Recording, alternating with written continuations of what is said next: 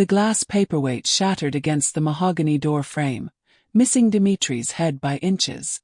Nestor Biryakov stood behind his desk in the penthouse office overlooking Brighton Beach.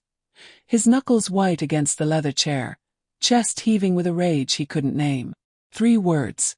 3 simple words from his brigadier's mouth. And something primitive had ripped through him like a bullet through flesh. "You're beautiful." Dmitri had said it to her. To Ali. To the mousy little secretary with the oversized glasses who'd worked in his outer office for 8 months, practically invisible, just another piece of furniture in his carefully constructed empire. Except now, watching her cheeks flush pink as she stammered her thanks, seeing the way she tucked that strand of auburn hair behind her ear with trembling fingers, Nestor realized she'd never been invisible at all. He'd been forcing himself not to see her. And that realization terrified him more than any rival bratva, more than any FBI investigation, more than the memories of growing up in the brutal streets of Moscow where weakness meant death. Because Nestor Biryakov didn't do complications. He did business. He did power. He did cold, calculated control. He didn't do feelings for Irish-American secretaries with green eyes that somehow saw through all his carefully constructed walls. Before we continue with what happens next in this explosive story, drop a comment below and tell us where you're watching from because we absolutely love hearing from our global family. Your love and support helps us keep these stories coming every day. And if you haven't already hit that subscribe button, do it now because tomorrow we're dropping another story you absolutely cannot miss. Trust me, you'll want to be here for it. Now, let me take you back to where this all began, to the moment Ali McFadden walked into the lion's den with nothing but a resume and a desperation that made her brave. Ali had been working as Nestor's secretary for exactly 8 months and 13 days. Not that she was counting. She'd learned quickly that invisibility was survival in the offices of Biryakov Enterprises, the seemingly legitimate import-export business that operated out of a gleaming high-rise in Brighton Beach, Brooklyn, with secondary operations stretching from Manhattan to Miami. Everyone knew what Biryakov Enterprises really was. The FBI knew. The NYPD knew. Even Ali's mother, God rest her soul, would have known just by looking at the cold-eyed men in expensive suits who moved through those halls with the predatory grace of wolves. This was a front for the Biryakov Bratva, one of the most powerful Russian organized crime families operating on the East Coast. But Ali needed the job. Needed it the way drowning people need air. Her mother's medical bills hadn't stopped when her heart did, and the debt collectors didn't care about grief. The salary Nestor paid was triple what any legitimate secretary position offered, and the job description was simple. Keep her mouth shut, manage his calendar, screen his calls, and pretend she didn't hear anything that happened behind his office door. For 8 months, she'd perfected the art of being invisible. She dressed in oversized blazers and wore her glasses instead of contacts. She kept her hair in a tight bun and her eyes on her computer screen.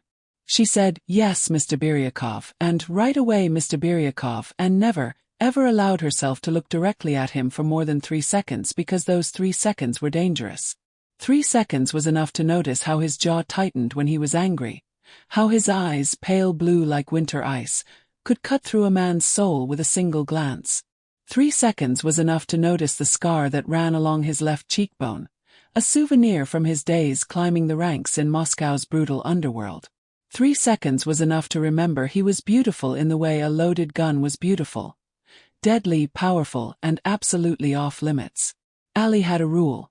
Don't get involved, don't get curious, and definitely don't get feelings for a man who'd ordered God knows what kind of violence without blinking those ice-blue eyes. It was a good rule.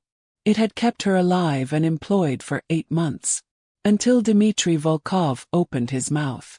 Dmitri was Nestor's brigadier, his captain, the man who oversaw street operations and reported directly to the boss. He was handsome in a rough way, with dark hair and an easy smile that didn't quite reach his eyes. He'd been friendly to Ali from day one, always with a joke or a compliment, harmless enough that she'd stopped tensing when he appeared. That Tuesday morning, he'd walked into the outer office with coffee, the expensive kind from that place in Manhattan, and set it on her desk with a grin. "For you, Ali," he'd said, leaning against her desk with that casual confidence. "You work too hard." She'd smiled, genuinely grateful. "Thank you, Dimitri. You didn't have to do that. I wanted to." His eyes had lingered on her face, something shifting in his expression. "You know, you should smile more often. You're beautiful when you smile. Actually, you're beautiful all the time. Has anyone ever told you that?" The words hung in the air between them, suddenly charged with something that made Ali's stomach clench. This wasn't harmless anymore. This was crossing a line she hadn't even known existed. Before she could respond, before she could figure out how to deflect without offending Nestor's second-in-command, the door to the inner office exploded open. Nestor stood in the doorway, and Ali's breath caught because she'd never seen him look like this.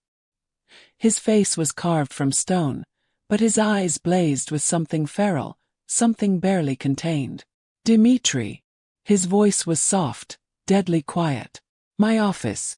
Now." Dimitri straightened immediately, the smile dropping from his face. He knew that tone. Everyone who worked for Nestor Biryakov knew that tone. It was the voice that preceded broken bones and shallow graves in the Pine Barrens. Without another word, Dimitri walked into the office. The door closed behind them, but it didn't matter. Everyone in the outer office could hear the explosion. Nestor's roar shook the windows. In rapid Russian, he tore into Dimitri with words Ali didn't need to understand to know were vicious. She caught phrases, words she'd picked up over 8 months. Disrespect, mine, touch her and I'll bury you. That last one made her blood run cold. The arguing continued, Dimitri's voice rising in protest, then in fear. Something crashed. Then silence, heavy and oppressive. When Dimitri emerged 10 minutes later, his face was pale, and he wouldn't look at Ali. He walked out of the office without a word, and Ali knew, somehow, that he'd just been given a warning that would only be issued once. The intercom on her desk buzzed. "Ms. McFadden." "My office." Nestor's voice was controlled again, that iron discipline back in place, but she could hear something underneath it, something dangerous that made her hands shake as she stood. She smoothed her skirt, pushed her glasses up her nose, and walked into the lion's den. Nestor stood by the floor-to-ceiling windows, his back to her, hands clasped behind him. The New York skyline stretched out beyond him, Manhattan glittering in the distance like promises and threats. He didn't turn around when she entered. "Close the door." She did, her heart hammering against her ribs. The silence stretched, thick and suffocating. Finally he spoke, still not looking at her. "How long have you worked for me, Ali?" 8 months, Mr. Biryakov. Her voice came out steadier than she felt. 8 months. He repeated it like he was tasting the words. "And in those 8 months, have I been unclear about expectations? About boundaries?" "No, sir." "Then explain to me why my brigadier thinks he can flirt with my secretary in my own office." He turned then, and the intensity in his eyes nearly made her step back. "Explain to me why he thinks he has the right to look at you like that." Ali's mouth went dry. "I didn't encourage him, Mr. Biryakov. I've never." "I know you didn't." He cut her off, moving toward her with slow, deliberate steps that made her feel like prey. "That's not what I'm asking. I'm asking why it bothers me. I'm asking why I wanted to put a bullet in my most trusted captain's skull for paying you a compliment." He stopped in front of her, close enough that she could smell his cologne, something expensive and dark. "I'm asking why I've spent 8 months pretending you don't exist when you're the first thing I look for every morning and the last thing I think about every night." The confession hung between them, raw and honest in a way that men like Nestor Biryakov never allowed themselves to be. Ali's breath caught. "Mr. Biryakov." "Nestor." His hand came up and she froze, but he only removed her glasses, folding them carefully and setting them on his desk. Without them, his face came into sharp focus, and she could see the conflict warring in his expression. "When it's just us, you call me Nestor." "This is a bad idea," she whispered, even as her body betrayed her by swaying toward him. "You're my boss. You're a monster." He supplied, a bitter smile touching his lips. A killer. A man whose hands are stained with blood and sin. I know what I am, Ali. I've known since I was 12 years old, and my father put a gun in my hand and told me to earn my place in this world. But looking at you, I want to be something different. And that terrifies me. His honesty was a weapon she had no defense against. All the rules she'd set for herself, all the walls she'd built, crumbled under the weight of his words. I see you, she said softly. I've always seen you. Not the monster. Not the boss. Just you. Something shifted in his expression, something vulnerable and raw. His hand came up to cup her face, thumb brushing across her cheekbone with surprising gentleness. Then you see more than anyone has in 20 years. He leaned in, and she knew she should pull away, knew this was crossing every line that kept her safe. But she didn't. When his lips met hers, it was like touching a live wire, all heat and electricity and desperate hunger. He kissed her like he was starving, like she was oxygen and he'd been drowning. His hands tangled in her hair, pulling it free from its bun, and she gasped against his mouth, her fingers clutching at his shirt. This was madness. This was dangerous. This was everything she'd sworn to avoid. And she couldn't stop. The affair began that day, secret and intense, conducted in stolen moments and locked offices. Nestor was addictive, all controlled power and surprising tenderness when they were alone. He touched her like she was precious, like she was the only good thing in his dark world. And Ali, God help her, fell. She fell hard and fast, tumbling into love with a man who could order death over breakfast and then hold her like she was made of glass. She learned the man beneath the monster. Learned that he sent money anonymously to the families of his dead men, that he had a sister in Moscow he supported but never contacted to keep her safe from his world, that he read poetry in Russian when he couldn't sleep.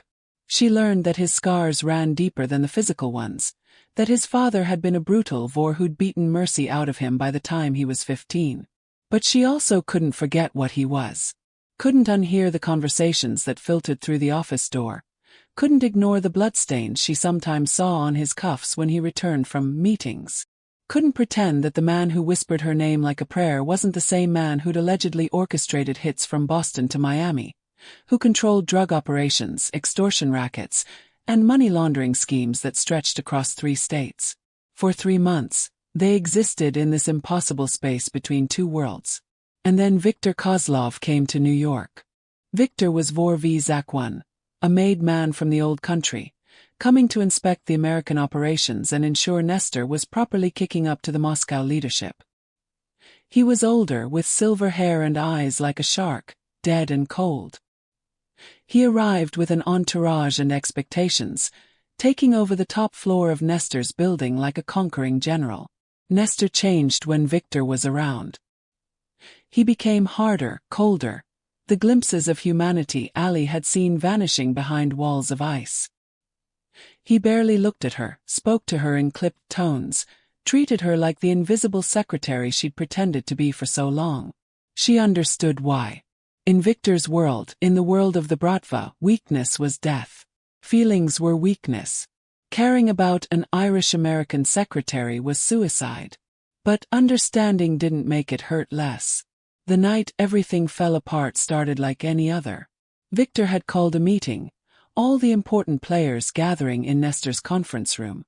Ali was working late, as usual, finishing reports when Dmitri appeared in her doorway.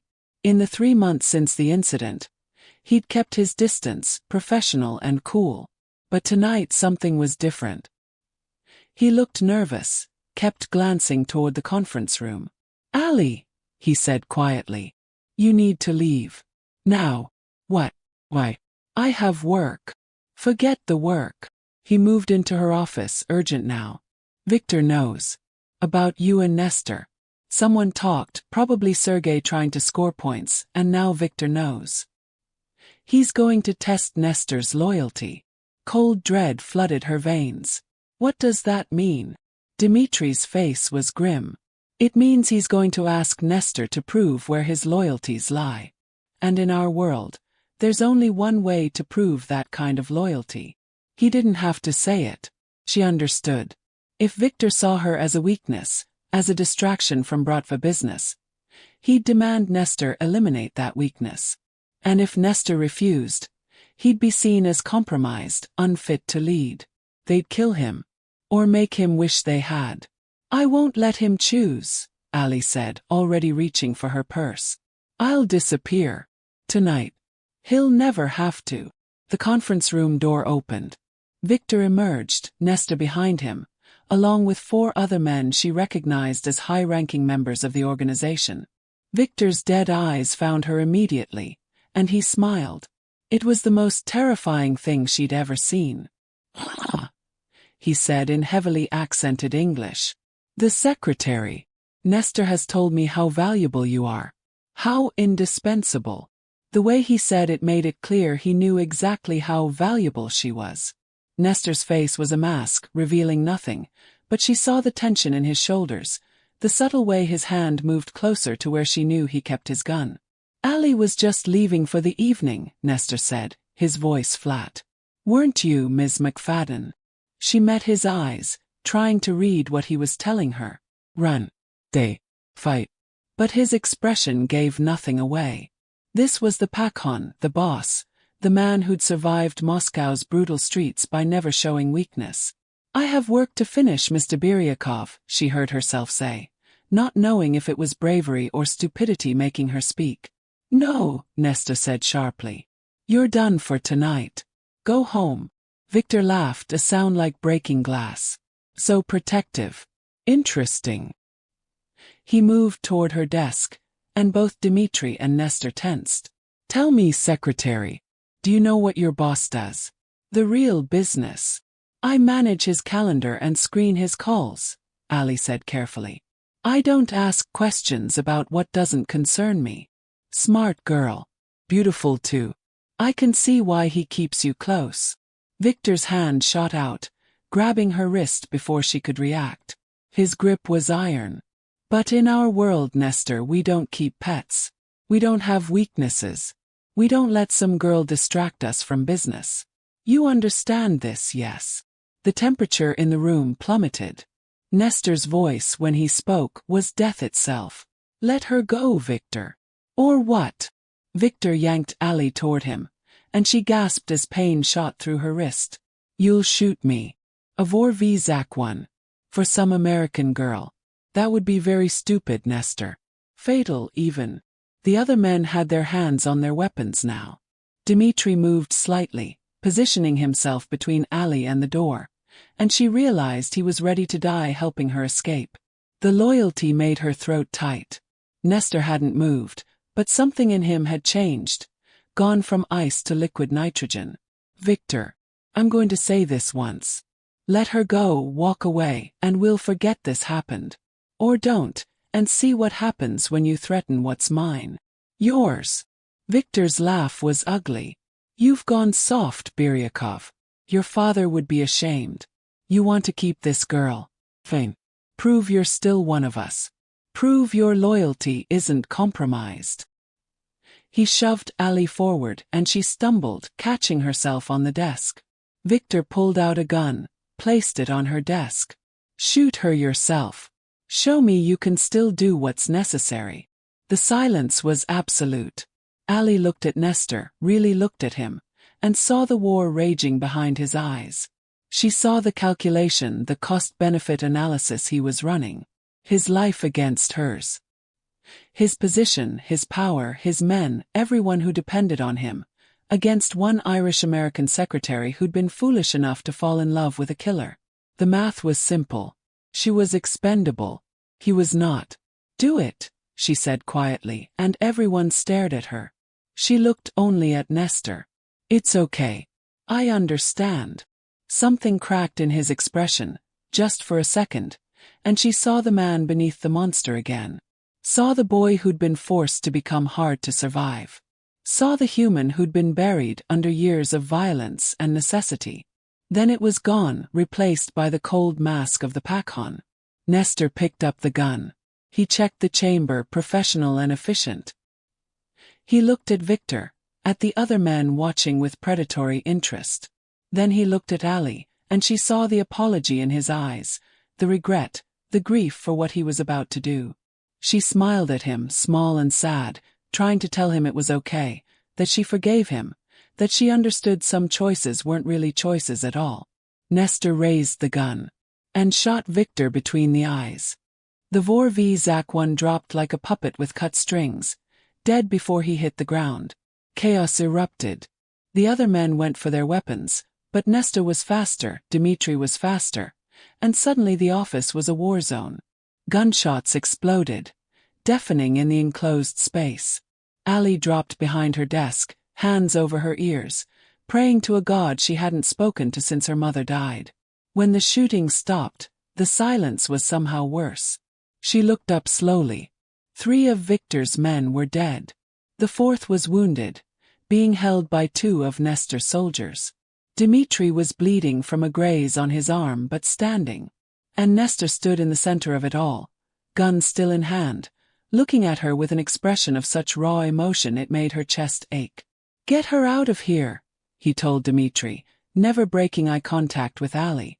"Take her to the safe house in Queens. Full protection detail."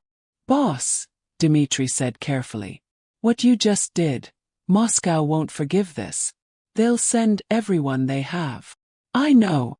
Nestor finally looked away from Ali, his mask sliding back into place. "Call Sergei. Tell him to reach out to the Italians, the Irish, everyone who's tired of Moscow's cut. We're going independent. And anyone who has a problem with that can join Victor." He looked at the wounded man. "Ooh, you're going to deliver a message. Tell Moscow that Nestor Biryakov is done taking orders. Tell them New York is mine now. And if they want to contest that, they know where to find me." The man was dragged out, leaving a trail of blood. Dimitri gently took Ali's arm, helping her to her feet. She was shaking, shock finally setting in. "Nestor." "Go with Dimitri," Nestor said, his voice softer now. "I'll come for you when this is over. When it's safe." "When will that be?" Her voice broke on the question because they both knew the answer. "Maybe never." He crossed to her, cupped her face in his blood-stained hands, and kissed her with desperate intensity. "However long it takes," he whispered against her lips. "Wait for me, Ali. However long it takes, wait for me." Then he was pushing her toward Dimitri, turning back to his men, issuing orders in rapid Russian. Ali let herself be led away, looking back once to see him standing in the center of his office, surrounded by bodies and blood, a man who just declared war on one of the most powerful criminal organizations in the world. For her, the war lasted 6 months. 6 months of hiding, of protection details and safe houses, of watching the news for reports of violence in Brighton Beach and Manhattan. 6 months of not knowing if Nestor was alive or dead, of jumping every time a door opened, wondering if it was his men or Moscow's coming for her. Dimitri stayed with her the whole time, a loyal friend when she needed one desperately. He told her what he could when he could. That Nestor had formed an alliance with the Italian families in Manhattan, with the Irish in Boston. That he'd consolidated power, eliminated Moscow's supporters, built a new organization from the ashes of the old one. That he was winning but at terrible cost. That he asked about her every single day. Then one night, Dimitri came to the safe house with a different expression. "Get dressed," he said, and he was smiling. "The war's over. Moscow sent an emissary. They're acknowledging Nestor's territory, leaving New York to him. It's done." Her hands shook as she dressed, as Dimitri drove her through the city she hadn't seen in half a year. They went to the penthouse, the same one where everything had started, where Victor had died and Nestor had chosen her over everything he'd built. The office was empty except for one man standing by the windows, looking out at the city he'd fought to control. He turned when she entered, and Ali's breath caught. Nestor looked older, harder, with new scars she wanted to trace with her fingers. But his eyes, those ice-blue eyes, softened when they found her. "Ali!" She ran to him, and he caught her, lifting her off her feet as he buried his face in her hair. "I waited," she whispered. "Just like you asked." "I know. Dimitri told me." He pulled back to look at her, his hands framing her face like she was something precious. "I have something to show you." He led her to his desk, pulled out a folder. Inside were documents, legal and official. A new identity, a passport, deeds to properties scattered across the country. Offshore accounts in her name. "Escape routes," he explained quietly. "If this life ever becomes too much, if you ever want out, everything you need is here. Money, identification, protection.